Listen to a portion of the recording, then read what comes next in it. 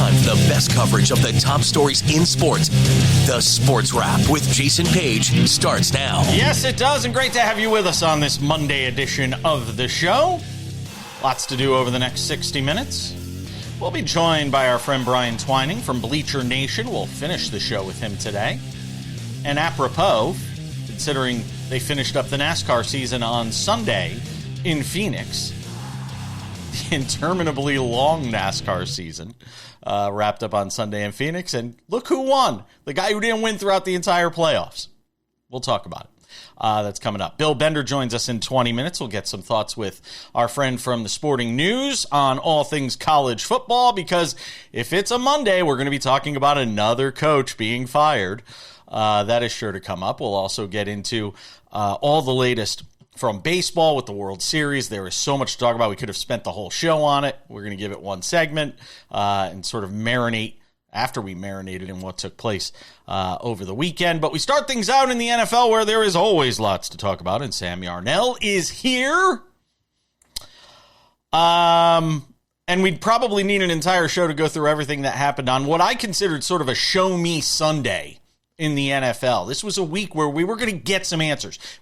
All season long, we've been sitting here saying, where are we going to get answers? When are we going to really start to separate the cream from the crop, so to speak? And I think we started to get those answers this weekend, Sam. And let's begin with your Buffalo Bills. And there they are in all their splendor, beating the Kansas City Chiefs, because if it's the regular season, it's the Bills beating the Chiefs. And then we get to the postseason and something different happens. And I created a Sports Wrap short yesterday asking this very question. And I will posit it to you after what we saw in that game yesterday, where they completely stifled Patrick Mahomes essentially for, 3+ quarters. Certainly got to him. They were able to run the football well. Josh Allen was his usual wonderful self. And they hang on for a win. All that being said, what would make you believe that this year is different if they meet in the playoffs, which is still not a foregone conclusion considering what the Chiefs have to do to get into the playoffs? What would make you believe that this year is different? I have a couple of things on my mind. I want to see if you think the same. Right, Jason, it's what you said there at the end. It's the main takeaway from this game is that it's what I've been banging this table saying for years at this point. But especially this season, this is not the Chiefs that you are used to. I mean, you mentioned it. You watch Patrick Mahomes play in that game. It's not that he wasn't his usual self. It's not that he wasn't good. He was downright bad. Like, horrible. It was bad quarterbacking the Chiefs had on Sunday afternoon in Orchard Park. You said it was a show me Sunday. Absolute letdown from the team that hails from the show me state in a game that they had to win, quite frankly, more than the Buffalo Bills did. Here's the reality of the Chiefs situation heading into week 10 of the NFL season. They're staring up at the playoffs. Their game coming out of their bye in Denver has become must win, because if they don't, they'll be essentially knocked out of the playoff picture altogether. They've got 3 games on their calendar now that after yesterday's result have become can't lose, in that Broncos game I just mentioned, their next game with the Broncos, and their latter game hosting the Los Angeles Chargers. And this is a team that, from a sports betting perspective, has better odds right now to miss the playoffs than they do to win the Super Bowl. It's the second time in Patrick Mahomes' career that his team has been 5-4. Second time in his 8-year, but really 7-year career. Both times have come the year after they lost the Super Bowl. In both of those years, they did not make their way back to the Super Bowl. The difference is, this team, much less talented than the 2021 team around Patrick Mahomes, and I don't think they're going to make the playoffs, Jason. I think we've crossed that bridge. The Kansas City Chiefs are on my list for teams to watch to miss the playoffs this year, because they've quite simply dug themselves a hole that is incredibly hard to dig out of. Yeah, look, I don't think I don't know if I'd go as far as you yet, because the one thing I've noticed about you is you're pretty good at pushing the panic button and going like full on 5-alarm fire. I'm not going to go there yet, because again, as I said last week, it all still sits there in front of them. It all still sits right there in front of them. They've still got 2 games against the Broncos. They're 2 games behind them for the division. The teams that sit in front of them, the Chargers, the Jaguars, The Steelers, who I don't know if any of us are sold on, although they had a great game yesterday, which we'll get to in a second. I refuse to count out a team that is still as capable, that played as badly as you say they played yesterday. And they did. They didn't play well yesterday. I mean, there's no getting around that. But even in that circumstance, they lost by 7 points on the road. Well, but I mean, you read that that's a very technical answer to that loss, right? They were down for 2 scores for the majority of that game, no 2 argument. plus quarters of that game, No argument. and the Bills in prevent defense up 2 scores at a point where the Chiefs really didn't have time to get 2 argument. scores. And I'll make the same argument. Walk down the field. The Bills defense, and this is the thing, right, Jason? We've talked about how not proficient, I won't say bad, but not proficient this Bills defense has been all year. And all of a sudden they go out and Patrick Mahomes looks horrible against them. And everyone wants to say this is one of the best defenses in the league. It's not. The Chiefs offense just is not producing the way it has didn't in weeks yesterday. prior or years I was going prior. to say, in weeks prior, it has definitely started to produce and get a little bit better. The other thing that I notice is a difference as to why I think it'd be different in the postseason, they ran the ball. 27 for 1 foot. They were able to run the football effectively against Kansas City, and nobody's really done that to the tune the way Buffalo did it yesterday. That's one of the things I would look out for.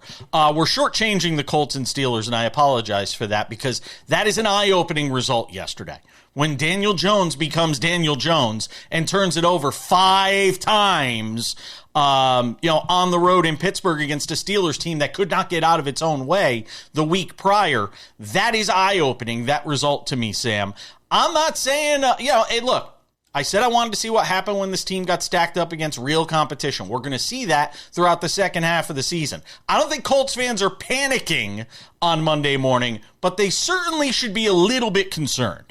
I'll tell you what, the Anthony Richardson button has to be on the table. Oh, with that way! Performance, With that performance against the 28th ranked defense in the National Football League, if Daniel Jones comes out and does that for 2 more weeks in a row, I 100% could see this organization going to Anthony Richardson. This is the ghost of Daniel Jones' past that you have now seen in the mirror again against one of the 4 worst defenses analytically in the NFL. That's unacceptable the way that this offense is built to produce. But he's the only one that can make them lose, and he made them lose. But this was the defense that they thought they were going to be before the season started, and it showed up yesterday. So maybe we have to look at it a little bit as Pittsburgh's defense finally showed up a week after getting torched by Green Bay. There's a lot of ways to look at it. We'll look into the baseball next.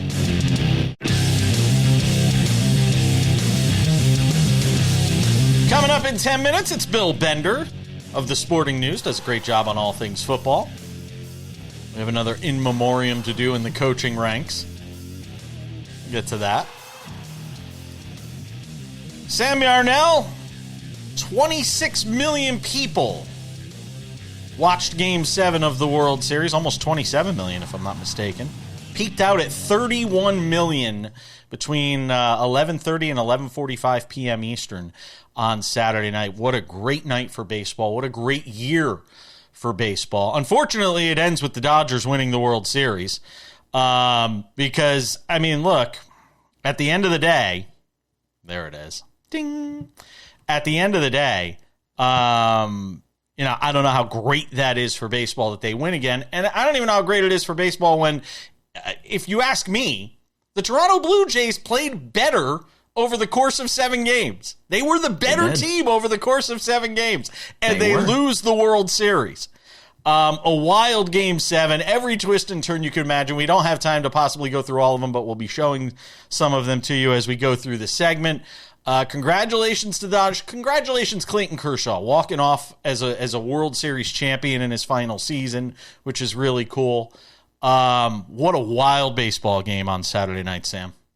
And congratulations to baseball, because the Dodgers winning has saved the sport. The Dodgers winning has triggered what is already inevitable in a lockout coming after next year that will inevitably force Major League Baseball into new contract structure that will keep stars in the markets, the smaller markets, in which they come up and make young kids around the country fawn over baseball for decades decades to come. This is a conversation that I cannot wait to get more in depth into over the course of the next 365 days as it becomes more relevant.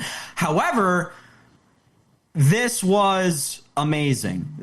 Like you said, Jason, the Blue Jays flatly outplayed the Dodgers. They made better decisions.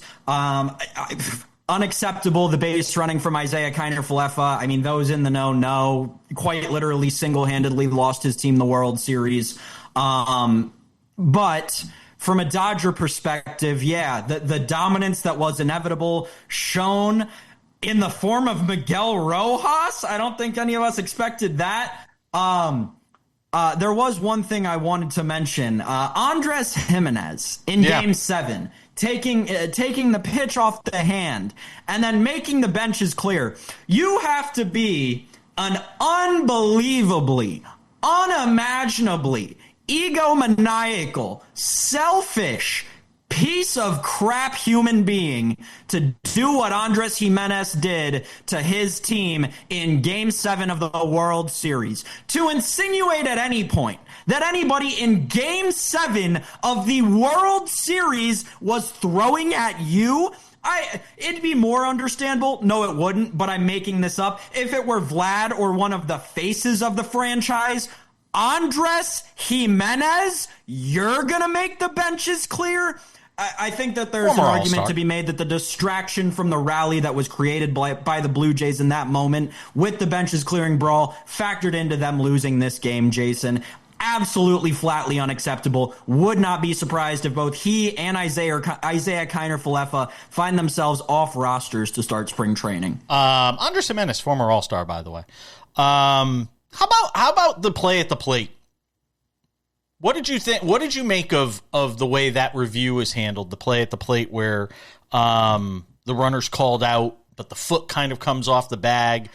I'm looking at that, and I'm not going to lie. In my chair as I'm watching it, I'm saying, please don't let the World Series end on this. Yeah. Like, that would have been a nightmare. And there's a part of me that wonders if that's the reason they wound up ruling the way they did, was because that'd be a nightmare to have this amazing World Series, 7 games extra, and then it ends on that. I thought that was interesting, because I could have made an argument that the runner should have been called safe. I could certainly see the argument for it. And this is what, so the runner, IKF, right? This is what I'm referring to, and him losing his team the World Series. Yeah, it was a close play, whatever. The fact of the matter in that instance is it never should have been. Isaiah Kiner-Falefa never should have been even that close to being out, especially the way Miguel Rojas handled the ball at second base. But if you look where Isaiah Kiner-Falefa's secondary lead takes him, even with the infield in, at the point of contact, the guy's 6 feet away from third base. When you've got 90 or 84 feet in front of you, that's a recipe for disaster on a contact play with the bases loaded. From a baseball perspective, he deserved to be out, so I'm very happy that they didn't overturn the call. It was horrible base running in your team's biggest spot, in the season's biggest spot, where all the league's eyes are watching, and you make a base running blunder as Isaiah Kiner-Falefa, who was brought in to replace Bo Bichette for his athleticism and base running. Absolutely unacceptable. Again, if I were a GM, he's cut. I don't care what it costs. He's cut before we even get off the plane, before we even leave the stadium after Game 7. So Will Smith hits the game-winning home run. Miguel Rojas hits the game-tying home run. When I think of Miguel Rojas, by the way, I think of Luis Sojo elevating the Yankees to a World Series in one, just a ground ball up the middle that winds up winning the Yankees a game in the World Series against the Mets. It might have been in the clincher. Obviously a lot different because the Yankees won that series, I think, in 5. But that was the thought that came to mind. Journeyman, total journeyman, guy in his mid to late 30s, playing out the end of his career, making $4 million a year, $4.5 million a year. Best money ever spent by the Dodgers. No, forget all the zillions of dollars you're spending on this roster. It was $4.5 million Miguel Rojas that winds up getting the hit that keeps your season alive, and ultimately you win the World Series. But Sam, baseball is staring, as you mentioned, down the barrel of a gun that is the Dodgers being favored bigly next year to win another World Series. And a third straight While some people will make the argument, wow, the greatness of the Dodgers, all this, there are a lot of people, as you mentioned, that will push the panic button in a major way, and the alarm bells will be ringing if the Dodgers do win a third in a row. And they should be the favorites right now. And by the way, they are plus 3. They are plus 350. You have to scroll down to get to the Blue Jays, who are 20-1 to win the World Series next year. And that's because this roster could look a lot different. Well, they call lightning in a bottle this year. Let's not call it anything other than what it is. They were very fortunate with a lot of different signings this year. Listen, I'll say this, though, about Game 7 and the Miguel Rojas thing. Every time we get one of these, it's always a different weird hero. You had Rajai Davis for the Guardians back in the day, Howie Kendrick for the Nationals in 2019, Miguel Rojas in 2025. It's always someone random. It is always somebody random. That's why we love it so much. A fantastic World Series, a fantastic year for baseball. Bill Bender joins us next.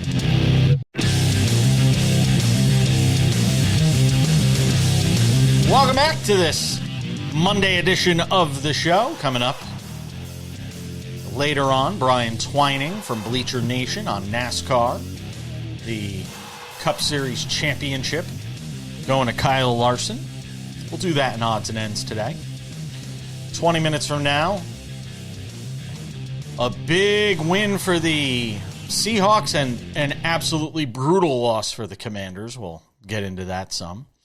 But let's talk some college football. Here he is, Bill Bender, ladies and gentlemen, the one and only from the Sporting News. It does a terrific job on college football and joins us every Monday here on the show to recap what we've seen. We're not going to start with the coaching firing this time. We'll get to that later on because there was another. Because if it's a Monday or a day ending in Y, there's a coaching firing in college football. But I want to get your thoughts to start with Vanderbilt and Texas. I texted you there's always one game that I want to text you about on Saturday and disrupt your day, your busy day. And this one was Vanderbilt and Texas. And I asked the question, Vanderbilt getting down big in that game, but rallying late. Does it sort of save them in the eyes of the voters? Does it save them in the eyes of the playoff committee? Are they still a playoff team? Can they be? What were your thoughts, Bill, as you've had a chance to sort of marinate in what we saw on Saturday between Vanderbilt and Texas? Well, a different story between the third and fourth quarter, obviously. I mean, it was 34-10 at one point, and the game ended with an onside kick kind of laying on the field, daring Vanderbilt to recover it. So I do think they saved a lot of face there. The two big stories to me out of that game is Arch Manning. Hey, when you let a guy develop a little bit, he can do okay. I mean, that was one. They made that look easy. Vanderbilt struggled to run the football, and Diego Pavia tried to bring them back. Not a deal breaker for the Commodores as far as the playoff. But I think one of my overreactions, Jason, is that tomorrow I won't be surprised if Texas is in the top 10 in the college football playoff rankings because they beat Oklahoma and they beat Vanderbilt. Wow. Bill, from an SEC perspective, what is it? I know all the talk, it seems, over the last, I don't know how many weeks, but it's been Alabama's here, right? Will Texas A&M ever be able to challenge them? Between what happened in this game and what happened at the cocktail party, how does the SEC shake up in your eyes? A bunch of good teams, but no truly dominant elite team. It's a different race than the Big Ten where everybody's looking up at Ohio State as they should be. Georgia is gettable. It's not like 21-22. Alabama is gettable. It's not like the Nick Saban years. I think Texas A&M is going vastly underappreciated considering what Marcel Reed is and Cassius Howe leading that aggressive defense. They're only a 6-point favorite at Missouri, and Missouri is going to be playing a backup quarterback. That's how I'll go out on a limb and say the Aggies win that game and get to it'd be 9-0, and a good bet they're going to be 11-0 when they play the Longhorns in the regular season finale. Give me a thought on Miami, falling at SMU. They stormed the field at SMU, as they should. A great win for that program. But, I mean, is that essentially curtains for Miami at this point? Did they really storm the field? They did. I think, oh, my gosh. I turned the TV pretty quick after it. I may have beat this field storming, I suppose. Miami, it's the same cycle. I saw a meme yesterday where it's dominant September, 2 soul-crushing losses, win an average bowl game, we're back to preseason hype. And nobody arguably, I mean, I think I was on this show 2 weeks ago, or maybe 3, telling you guys, hey, they're the one team I want to see play Ohio State. And I still think from an athlete standpoint, I still do. But just the turnover, that was a bad throw in overtime that led to that defeat. And, Carson Beck's stock just crashing. And what here it is, when you root for chaos and carnage and those things, I mean, yeah, it's entertaining for the ACC, but it also translates into you're only getting one team in the playoff.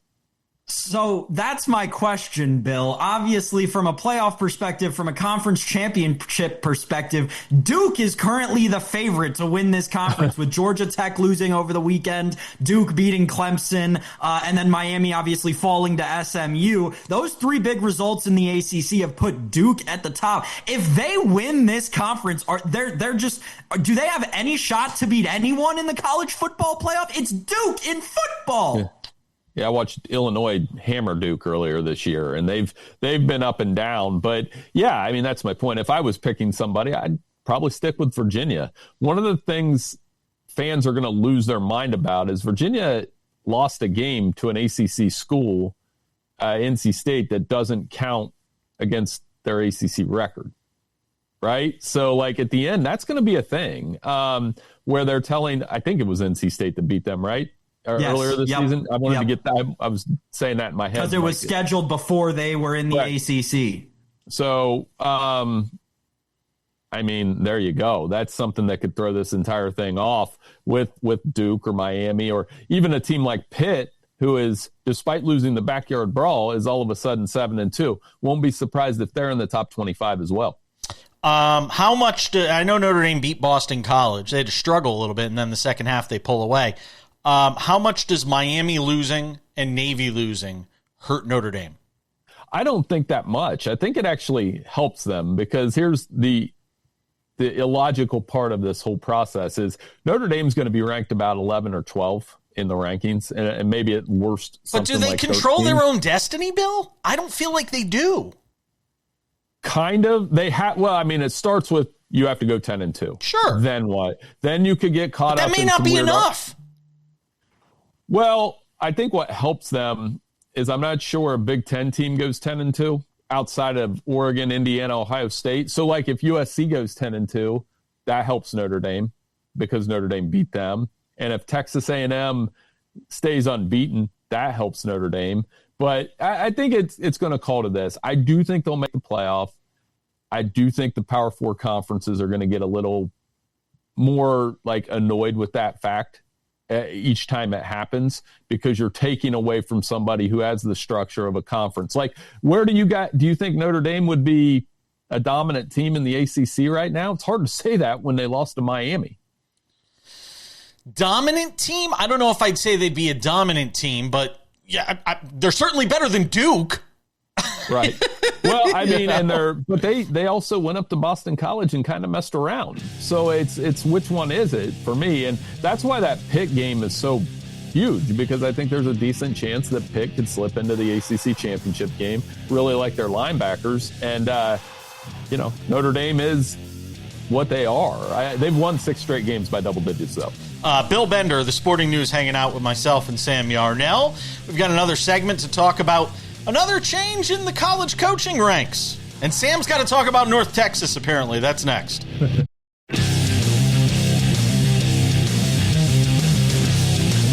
Coming up in 10 minutes, a Sunday night football game Commanders fans would rather forget. We'll get into that coming up. That was hard to watch, man. Whew. Bill Bender of the Sporting News hanging out with us to talk college football.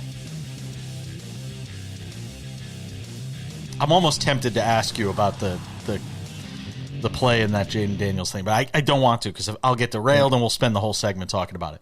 I should ask you about your Packers, though. Oh, my God.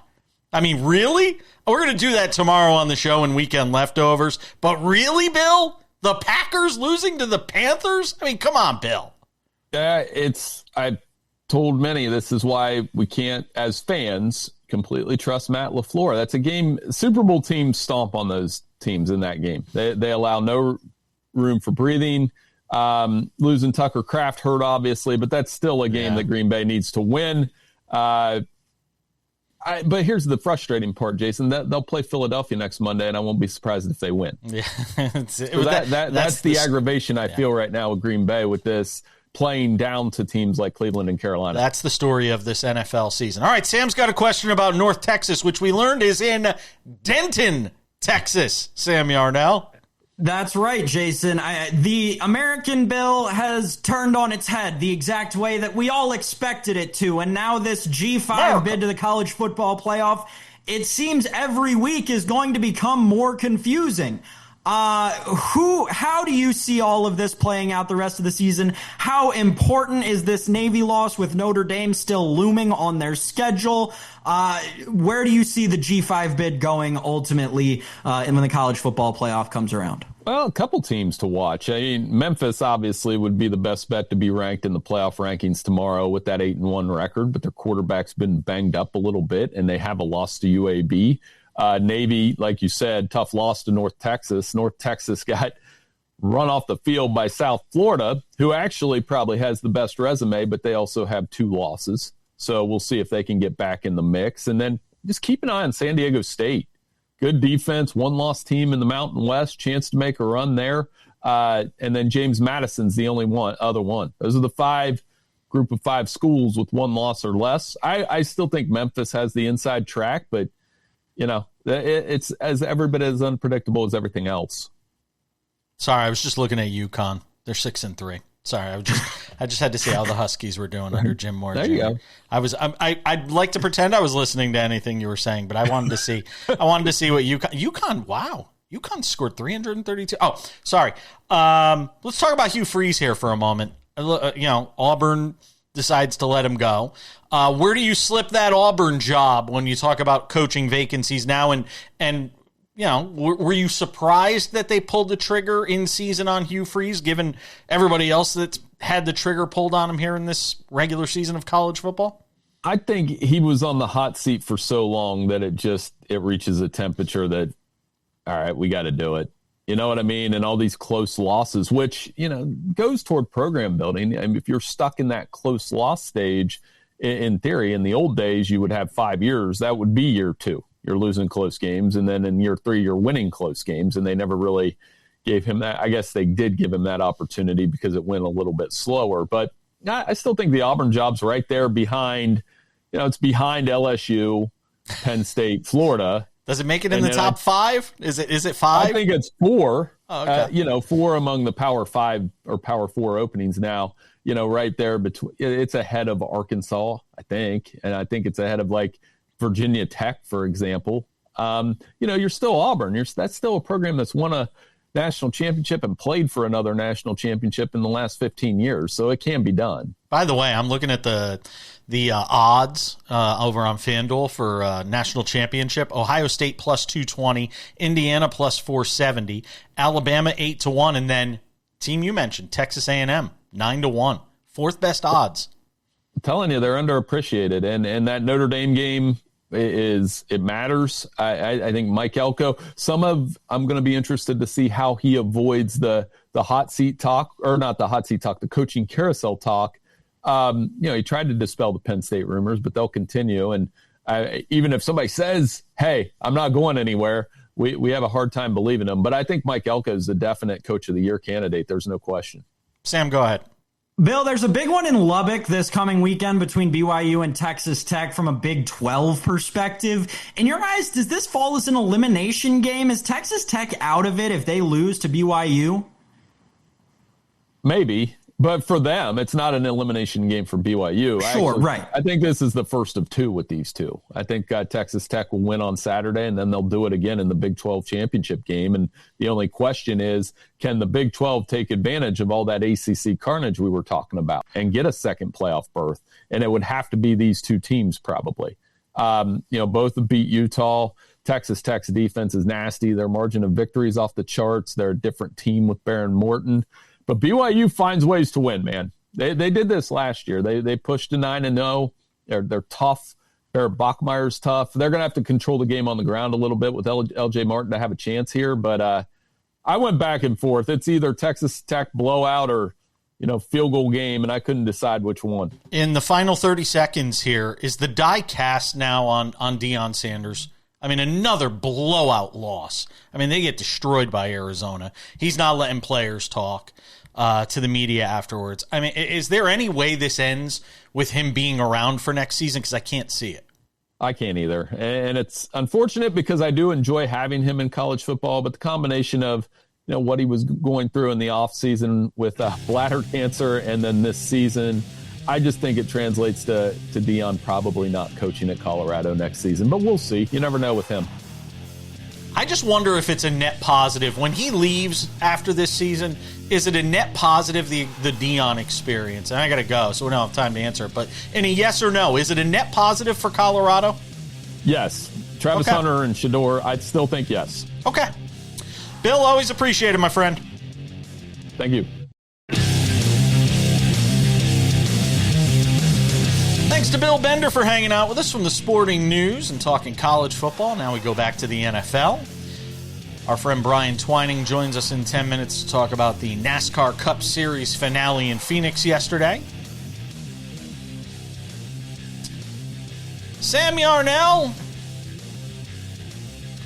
Ugliness last night in the nation's capital, or just outside the nation's capital, where the Commanders fall to the Seahawks in a big way.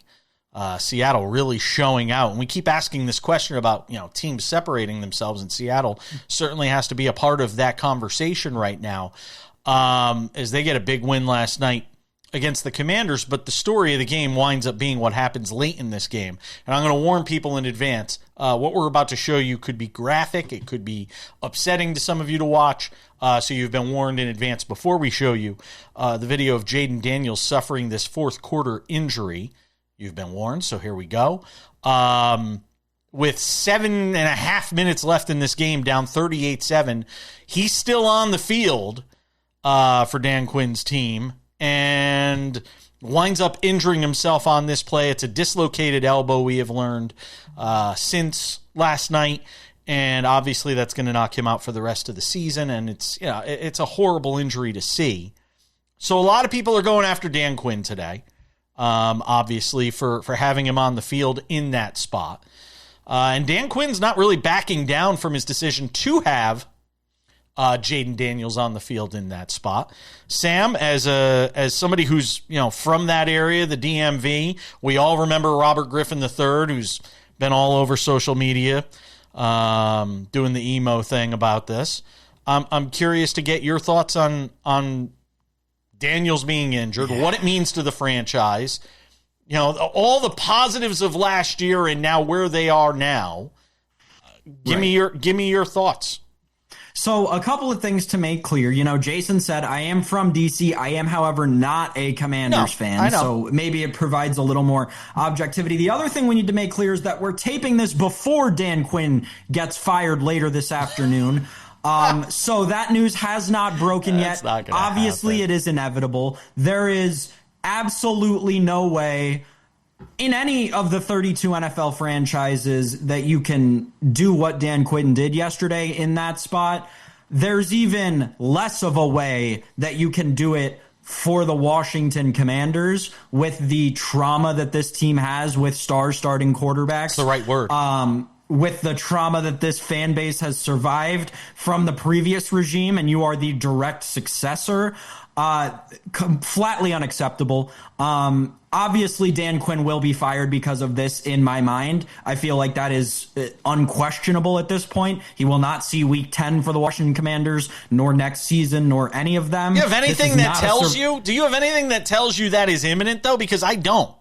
This isn't a survivable offense. This is not a survivable offense with a Washington Commanders team now who has nothing to play for. Hold on. But that would be considered knee-jerk to do it immediately the day after rather than taking things in. And I don't think this regime, if this were Daniel Snyder, maybe. I don't know if this regime, which is being viewed more as, what's the word I'm looking for? Professional. Certainly professional, but more measured. I would say more measured would be the word I would use. I think they're going to take a step back. I don't think they'll do it. I don't think they're going to do it in season. I don't think they'll do it in season.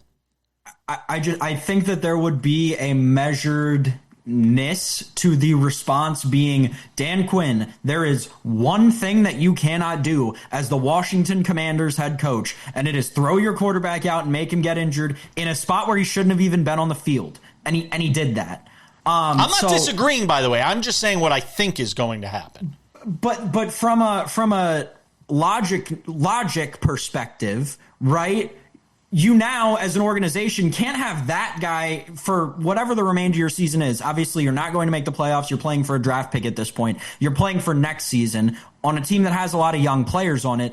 You can't have that guy leading that team because now you're going to have these other young players on your team. And well, Terry McLaurin's not young, but he's got an injury that's been nagging, right? You've got a running back room that's young and needs to stay healthy. So I don't trust Dan Quinn to keep them healthy going into next season when Jayden Daniels is back. This is a colossal disaster in Washington, one that you thought they weren't capable of in this new era, but clearly they still are. And that's what's remarkable to me, is how quickly narratives can change.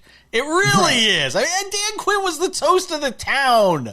Everybody loved Dan Quinn. What a hire, how it's worked out, and Jayden Daniels and the future of this franchise.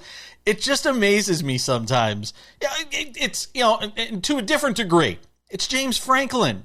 James Franklin before the season, the national championship aspirations and all that. We thought the Commanders coming off of last year, they could win the division this year. Eagles off to a sluggish start. And now it's complete and utter disaster. And we're talking about firing the head coach before week 10 even starts. And it's just... It's amazing when you sit there and actually think about it, how quickly fortunes can change, all based on one decision. And look, Jayden Daniels shouldn't be out there in that spot. There's just no getting around it. And I feel bad that we're shortchanging the Seahawks here, and we could do more tomorrow in leftovers. Oh, they played perfect football. They played perfect football in the first half. It was outstanding to watch. They threw a perfect game. But, we talked about Super Bowl odds before. You have to hit show more to get to Seattle at 13-1. Yeah, no. It's amazing. You got to hit show more. They're a show more team. They're a show more team. That's very good, Sam. They are a show more team. I think that's what we're going to have to label some of these teams now. Show more. If you're not on the first page of the leaderboard, you are a show more team. I love it. Sam, we'll see you tomorrow.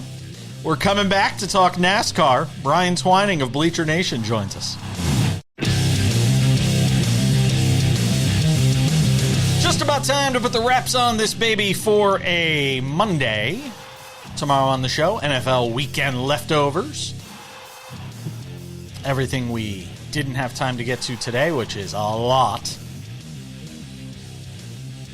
If you haven't done so yet, make sure to subscribe to the SportsWrap with Jason Page podcast. It's available on all your favorite podcasting platforms: Spotify, Apple Podcasts, YouTube Podcasts, iHeartRadio, TuneIn, Odyssey, Amazon, you name it. We are on all of them. You could also watch this show on over 260 affiliates around the U.S. and across Canada. But if you don't have the chance to do that, you can also watch it over on YouTube, the SportsWrap with Jason Page YouTube channel. It is all the rage. Go and subscribe today. You get the show there Monday through Friday commercial free. You get SportsWrap shorts, and none of this costs you a dime. In this day and age of subscriptions and everything costing you something, this costs you nothing except the click. That's all you got to do. Go and subscribe. Do it today.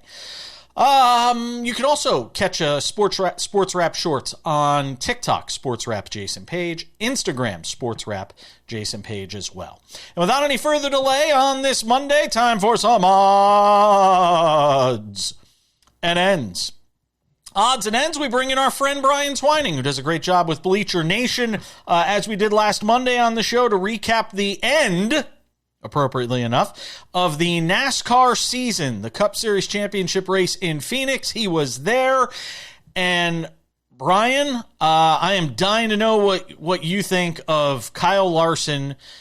Gets the fortune of a caution flag with a few laps remaining And basically, that steals the Cup championship away from Denny Hamlin, who you just have to feel for.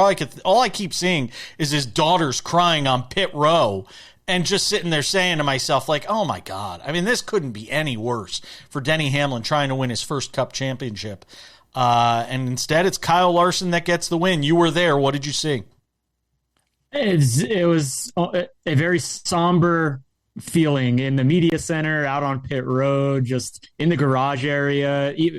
Even with the fans that were walking out after the race, people were left speechless as to what happened there, because this wasn't the case of Denny not having the car to win the championship again. He was the best car all day from the get-go, led over 200 of the 312 laps, and it was looking like destiny was finally calling with 4 to go. And then William Byron has the flat, wrecks into the wall, and then the ending chaos ensued.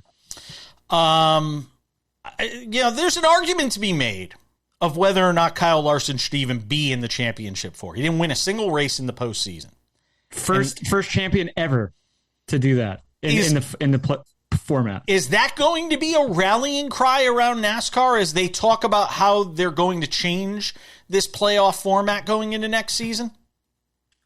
I don't know if it will. I think they probably already have an idea of where the format is headed. But let me just say this on Kyle Larson's championship run. Although he didn't get a win, he did have, I think I heard last night, it was something like 7 top 5s during this stretch.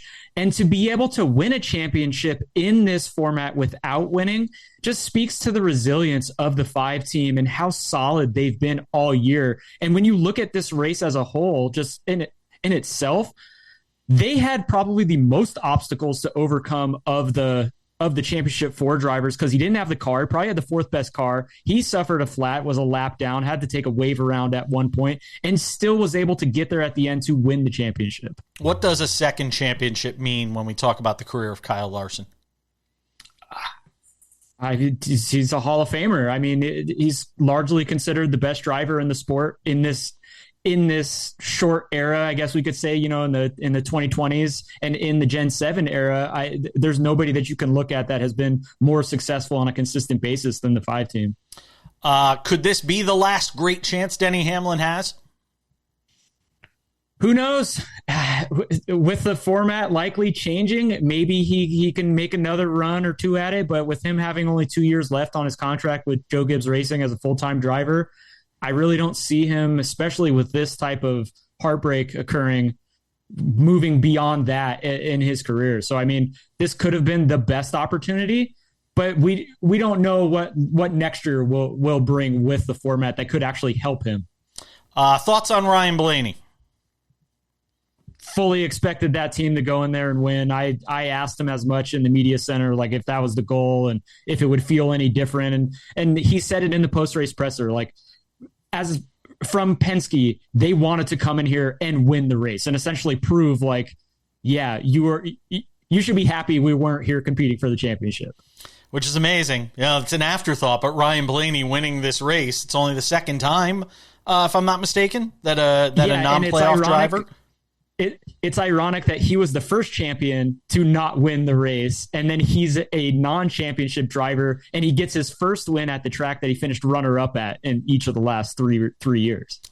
Give me a thought on this off season, Brian. That is to come in the last 30 seconds that we have here. What is the storyline you are most anxious to sort of follow throughout the off season? Oh, it's definitely the scoring format. Combination of both how the points are going to be accrued throughout the year and the playoffs, because we don't have an idea what the playoffs, or if there is playoffs, is going to still be there. But to me, that is by far well beyond the lawsuit that's going on as well. All right, Brian Twining has done a great job with us all season long on NASCAR. First of all, thank you for that. I appreciate you. And hopefully we can get you on. Absolutely. And hopefully we'll get you on and talk some football throughout the remainder of this season, as I know that is the other part of your work over at Bleacher Nation. And it's not like Brian doesn't have anything to keep him busy here over the next several weeks. Thank you, my friend. Yes, thank you. All right, that's going to do it for us. Thanks to Brian Twining. Thanks to Bill Bender, Sam Yarnell, and you for watching. We'll see you tomorrow.